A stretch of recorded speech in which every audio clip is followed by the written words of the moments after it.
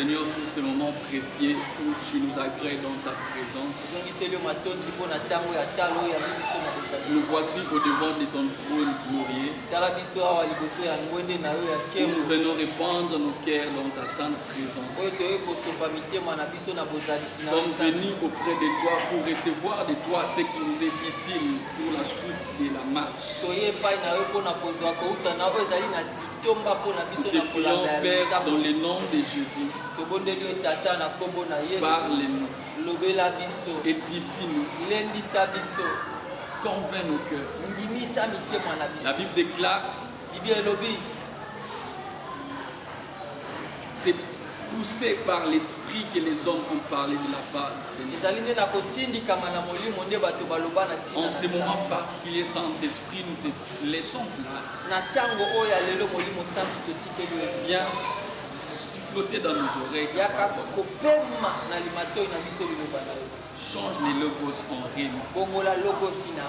Dans le nom de Jésus. Nous avons ainsi prié.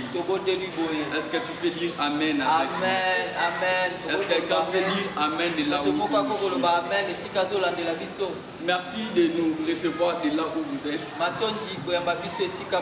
En ces journées dominicales, nous demandons que la grâce de Dieu et la faveur de Dieu soient votre partage. Nous sommes dans 1 Timothée, le chapitre 1er, le verset 18e au 19e. Je voudrais, avant de commencer, m'acquitter d'un agréable devoir. C'est lui de rendre grâce au Seigneur pour nous avoir accordé ces moments. Également dire merci à l'homme de Dieu. L'homme de Dieu auprès de qui nous exerçons les ministères. Le pasteur Serge David Koulou. Nous disons aussi merci à vous qui nous suivez de là où vous êtes. De partout où vous êtes, que Dieu vous bénisse. Comme je disais tantôt, 1 Timothée chapitre 1er, le verset 18 au 19e verset. Je lis au nom de Jésus-Christ. Amen. Ça, c'est Paul qui dit à son fils bien-aimé Timothée. Il dit, les commandements que t'adresse Timothée, mon enfant, selon les prophéties faites précédemment à ton sujet, c'est que d'après elle, tu combattes les bons combats de la foi, en gardant la foi et une bonne conscience. Cette conscience, quelques-uns l'ont perdue et ils ont fait naufrage par rapport à la foi. Mais la Bible nous parle de beaucoup plusieurs sujets qui sont fondamentaux pour une vie chrétienne épanouie.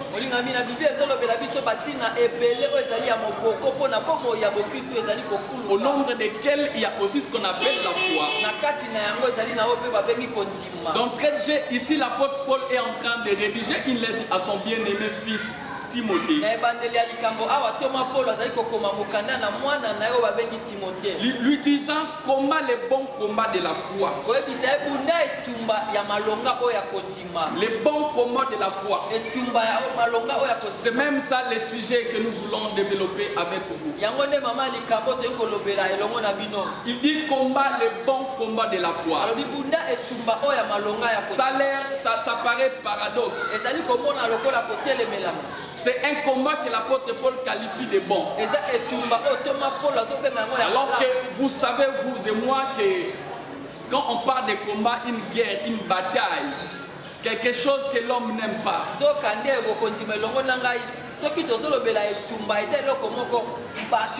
quelque chose qui n'est pas souhaitable, quelque chose qui n'est pas agréable. Mais l'apôtre Paul ici qualifie de ce combat-là bon. Il appelle ça le bon combat de la foi. Alléluia. Amen. Alléluia. Amen. Il les qualifie justement bon parce que c'est un combat où l'enjeu du combat c'est la foi. Pour l'apôtre Paul, ce combat-là c'est un bon combat. Pourquoi il les qualifie ainsi?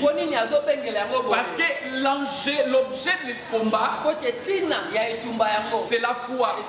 C'est un combat où l'on exige l'activité de la foi. C'est un combat où ta foi est demandée à se mettre en œuvre.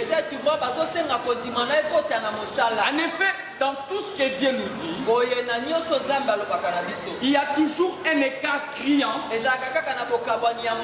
Il y a toujours un fossé entre les dires de Dieu et ce que nous vivons. Autrement dit, je peux dire qu'il y a un fossé entre le légal et ce qui est vital. Un écart criant qui sépare le légal et le vital.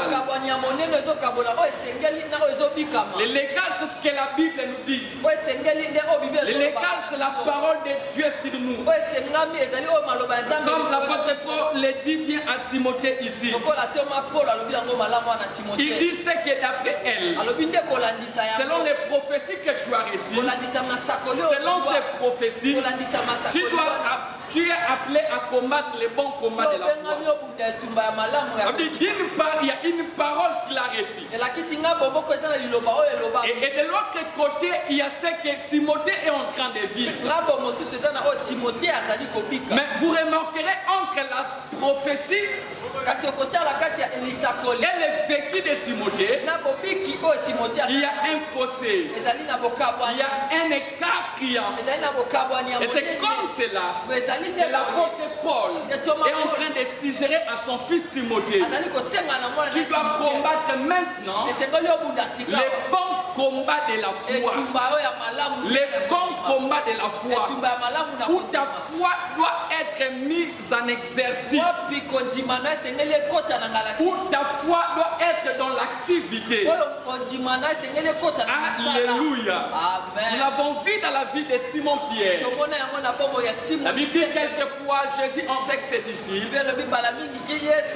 Une fois Jésus va révéler à Simon.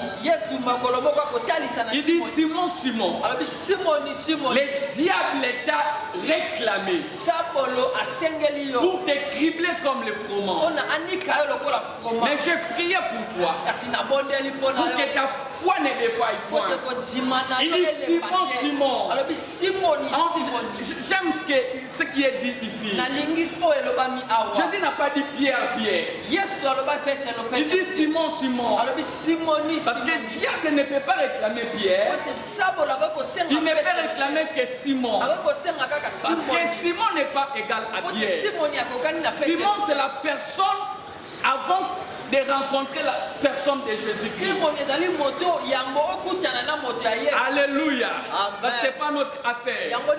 Mais Jésus lui dit: le diable t'a demandé pour te cribler comme le froment. Mais moi, j'ai prié, non pas pour toi Simon, mais j'ai prié pour ta foi.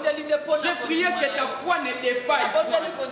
Jésus-Christ a intercédé pour que la foi de Simon soit maintenue à son état.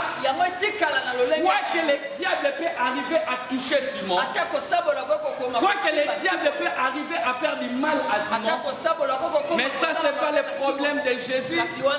Le problème de Jésus, c'est que la foi de Simon soit maintenue.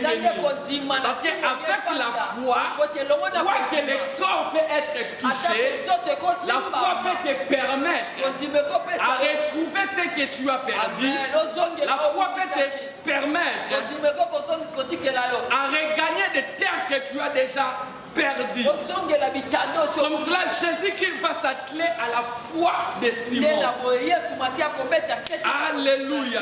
Bien aimé, la foi, la Bible nous parle de la foi.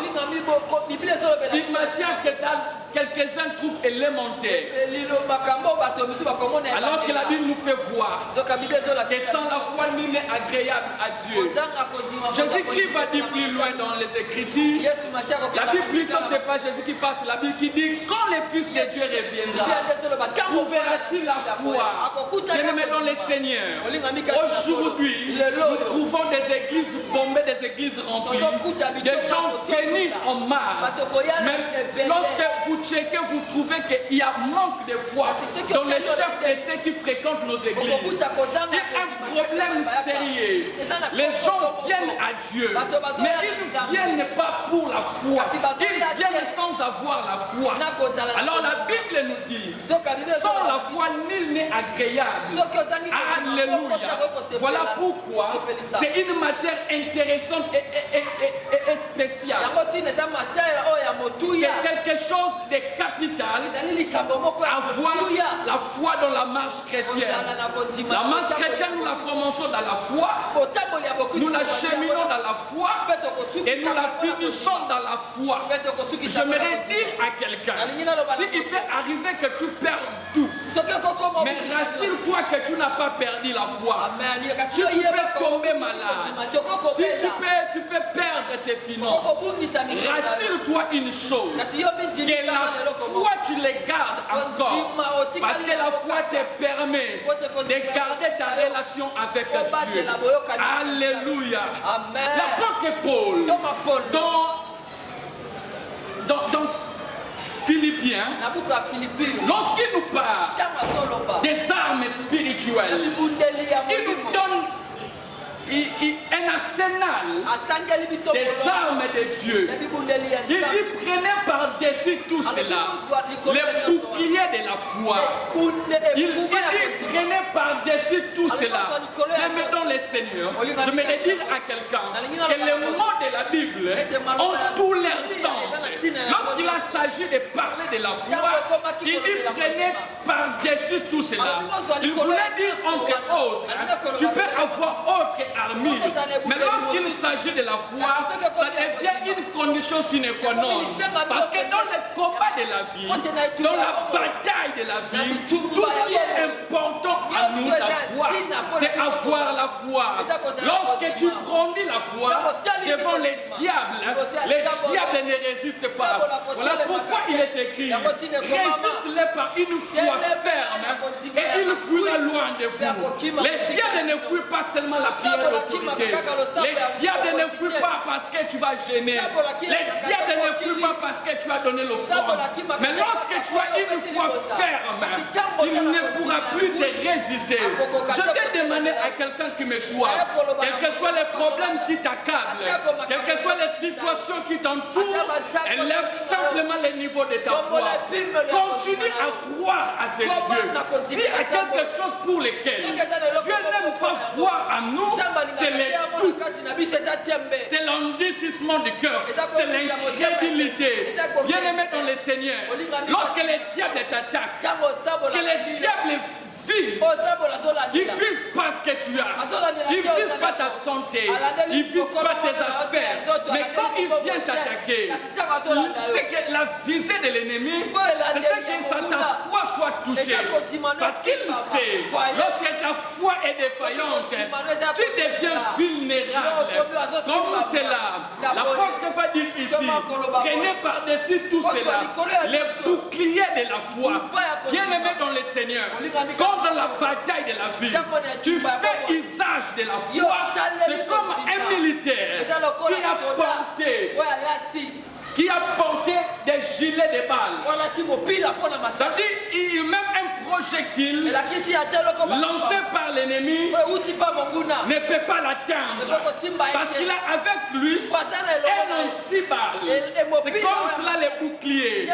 Bien aimé dans le Seigneur, la foi, quelque chose de particulier dans la marche chrétienne. On ne peut pas pas vaincre la vie chrétienne. Dans la vie chrétienne, lorsqu'on n'a pas la foi, que dire d'Abraham, notre patriarche? La Bible dit sans faiblir dans la foi. Sans faiblir dans la foi. Abraham n'a pas tenu compte de son corps. La Bible dit sans tenir, sans faiblir plutôt. Il n'a pas tenu compte de son état. La Bible dit qu'il ne considéra point que son corps était déjà usé. Lui qui avait déjà 100 ans. Et sa femme Sarah, qui n'était plus à même de donner un enfant. Mais Abraham a cru. Il n'a pas tenu compte de son état physique. Mais il a cru en Dieu.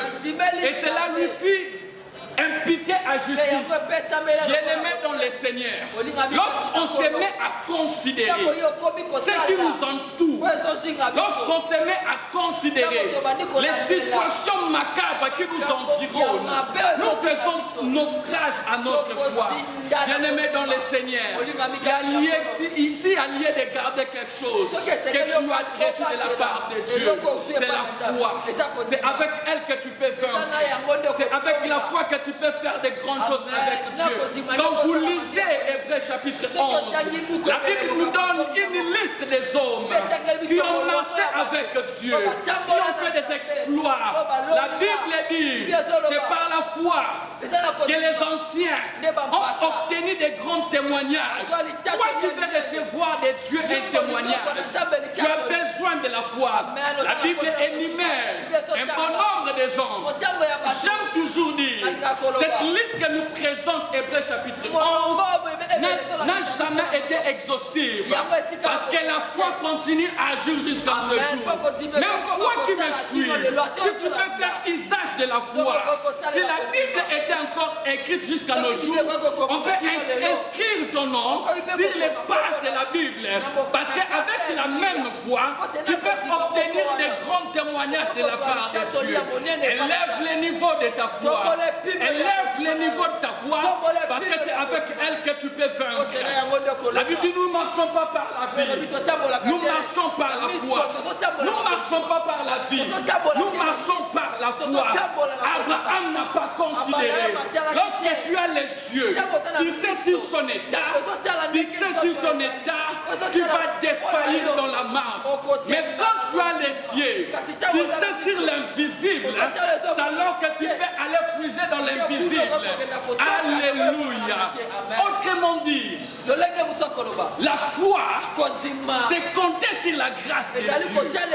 La plupart des gens dans la Bible qui ont fait preuve de la foi du temps de Jésus-Christ, eux-mêmes ne savaient pas que ce qu'ils étaient en train de poser comme acte, c'était la foi.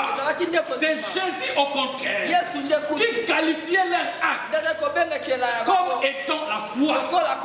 Et ils venaient avec des attitudes et des actes. Mais c'est Jésus qui leur disait, ce que tu as fait là, c'est ce qu'on appelle la foi. Autrement dit, je vais dire ceci.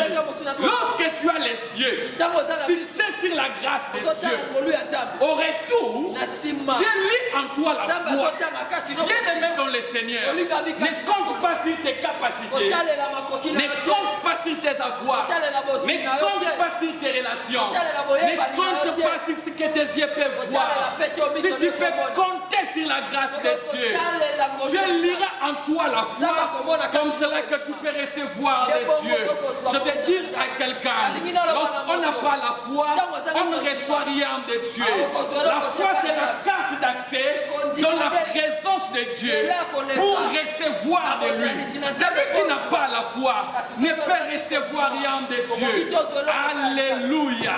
Bien aimé, la foi, c'est quelque chose de très important. Quelque chose de très important. Lorsqu'ils étaient en train de ramer en pleine mer, ils ont vu quelqu'un les approcher marchant sur les eaux. Pierre a reconnu que c'était le Seigneur. Ils ont crié plutôt. Ils ont crié que c'était un fantôme. Il va se révéler pour dire que c'est moi. Et quand il appelle Pierre, il dit que Pierre a sorti son pied de la barque.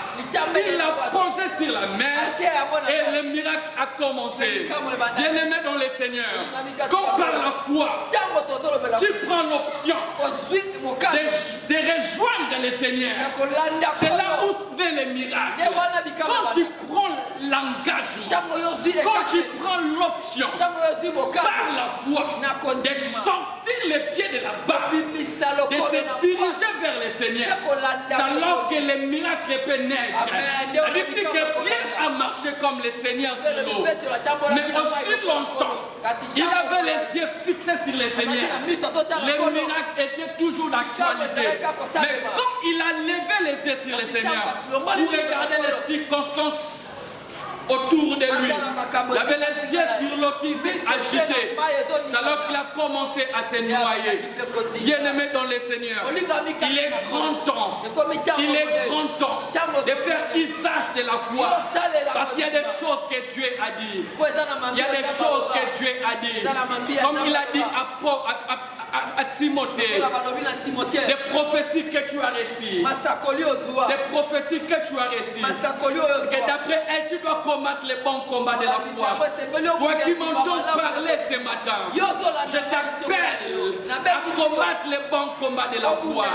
C'est un combat par excellence, un très bon combat où ta foi est appelée à être d'usage, où tu dois faire usage de la foi pour relier des choses qui étaient dites et faire de ces choses une réalité dans la vie. Une réalité dans la vie. Une réalité dans la vie. Beaucoup de choses à dire autour de la foi. Beaucoup de choses à dire autour de la foi. La Bible dit, c'est par la foi. C'est par la foi qu'ils ont obtenu des grands témoignages. Bien-aimé, il est grand temps. Il est grand temps de faire usage de la foi. Il y a des fois où nous croyons que qu'est-ce que nous faisons pour Dieu peut remplacer quelquefois la foi. Il y a des gens qui croient pour avoir beaucoup prié, alors que nous pourrons forcer la main de Dieu à agir. Il est vrai, je n'ignore pas, je suis un homme de prière. Il est vrai que la prière est capitale pour la marche chrétienne. Mais cette prière-ci n'est pas accompagnée de la foi. Cette prière est vaine. Quoi qu'elle peut être longue, mais lorsqu'elle n'est pas accompagnée de la foi, cette prière est vaine. Parce que la foi doit être agissante. La foi ne consiste pas simplement à parler, mais la foi consiste à agir. Alléluia. Amen. Alléluia. Amen. Bien-aimé dans le Seigneur, c'est en ces mots et phrases que nous avons voulu faire part du fardeau que nous avons reçu de Dieu ce matin, pour partager avec vous. Laisse que notre Dieu qui est au ciel, Amen, le Père de notre Seigneur Jésus-Christ, vous bénisse exponentiellement. Amen. Que votre bénédiction aille croissante et allez de bénédiction en bénédiction. Amen. Et que votre foi soit agissante jusqu'au jour où le Seigneur reviendra. Au nom de Jésus-Christ, nous avons ainsi dit. Amen. Amen. Puisse mon Dieu vous bénir. Bon dimanche.